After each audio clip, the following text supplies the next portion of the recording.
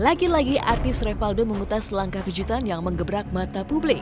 Ya, lama tak muncul di ruang publik pasca heboh mendulang kasus narkoba di tahun 2010 lalu. Kini Revaldo kembali membuat kejutan dengan menikah secara diam-diam bersama Indah Puspitasari, sang kekasih.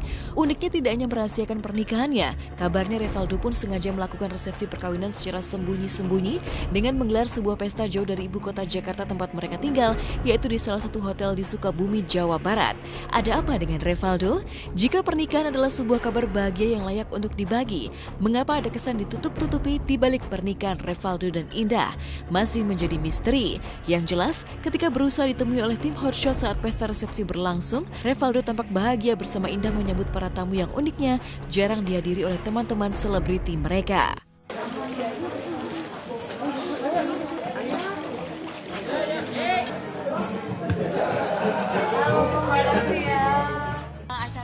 Sebenarnya ini acara teman-teman deket, acara keluarga deket gitu kan. Tapi ya teman-teman udah pada tahu juga kan. Jadi ya, kita nggak ngumpetin apa-apa, kita datang aja. Nggak ada yang di berita dibilang menikah diem enggak. Nah, kita nggak diem kok menikahnya. Tapi kita santai-santai aja. Kita nggak mau ngeblow up segala macam, cari sponsor sana sini. Nggak, kita lebih pengen apa ya? Kayak private gitu loh kan, ya, lebih enak ya. Private juga, tapi yang deket-deket aja. Lega aja. Ya, lega aja, ya kan. Kita udah ngelewatin proses yang lumayan panjang ya. Ya, dengan segala kedramaannya ya, dan dengan drama dan segala ribet, drama, susah. Seneng, ya udahlah. Udah lumayan lega lah. Ya, lega. Itulah perasaan yang membasuh batin Revaldo dan Indah menyambut hari resepsi pernikahannya kemarin. Pasalnya perjalanan mereka untuk bisa menikah tidaklah mudah. Menjalin cinta selama 5 tahun 8 bulan, Revaldo dan Indah harus jatuh bangun tak hanya diguncang masalah ketergantungan narkoba yang membuat Revaldo dipenjara, tapi juga harus bergulat dengan masalah perbedaan keyakinan di antara mereka. Tak main-main, Revaldo dan Indah bahkan butuh waktu 1 tahun melakukan survei mencari jalan terbaik untuk bersatu tanpa harus melepaskan keyakinan masing-masing. Karena ini lama juga, 5 tahun 8 bulan. Kita tuh nyari apa ya, yang terbaik buat semuanya. Gue setahun lebih searching gimana yang bisa diterima sama keluarga gue, apa yang bisa diterima sama keluarga dia, apa yang bisa diterima sama kita masing-masing, dan menurut jalur yang benar gitu kan. Jadi, kita cari-cari segala macam, akhirnya kita ketemu salah satu caranya. Ya kan? Yayasan Partai Madinah udah tutup ya waktu itu, dia bisa menjembatani pernikahan beda agama. Ya, satu lagi tuh bisa harus keluar negeri, tapi kalau bisa kita keluar negeri, itu sama sekali tidak menghargai keluarga masing-masing. Ya, maksudnya kita bisa aja gitu, shortcut. Bisa shortcut. Negeri kayak yang lain, and then kesini, bawa surat, tinggal catat di sipil, kelar. Uniknya tak banyak yang tahu jika pernikahan beda keyakinan yang dilakukan Revaldo dan Indah diwarnai 2 kali prosesi pernikahan.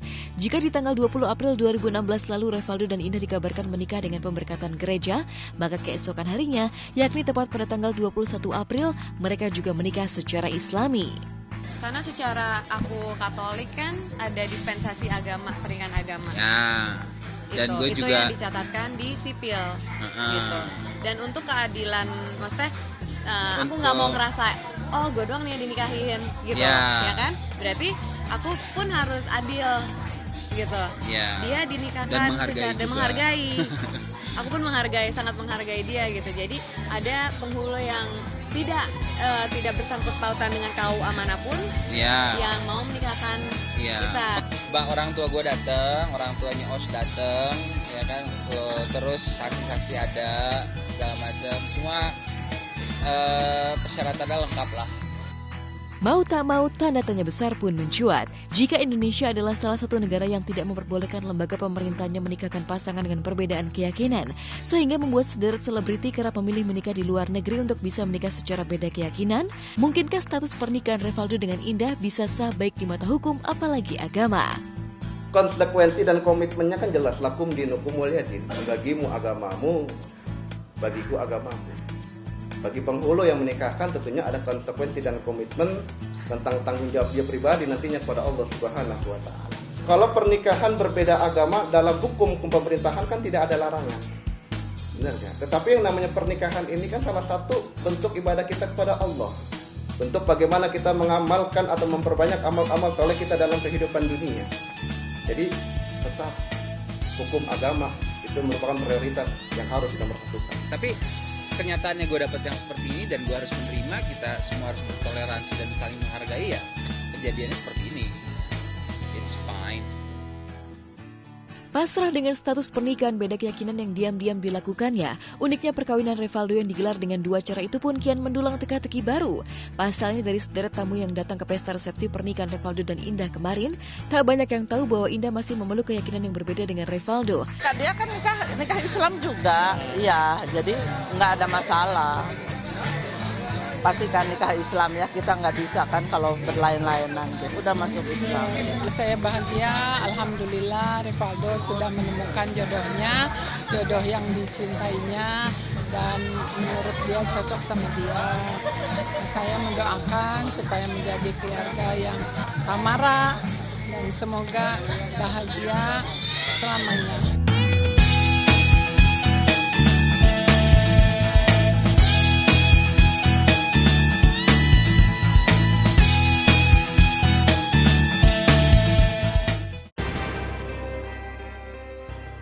Di tengah padatnya kesibukan Gading Martin, ia selalu menyempatkan diri untuk bisa bercengkrama dengan putrinya Gempita.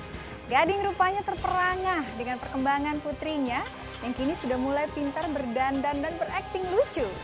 Tapi di tengah indahnya kebersamaan itu, Giselle curhat soal pengalaman dirinya yang pernah terkena kanker payudara.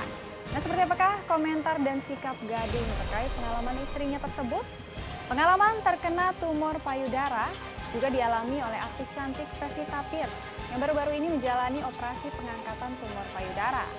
Nah, seperti apakah kisah Pevita soal 3 tumor payudara yang pernah diidapnya? Dan seperti apa pula kondisi kesehatannya pasca menjalani operasi? Simak berita lengkapnya sesaat lagi.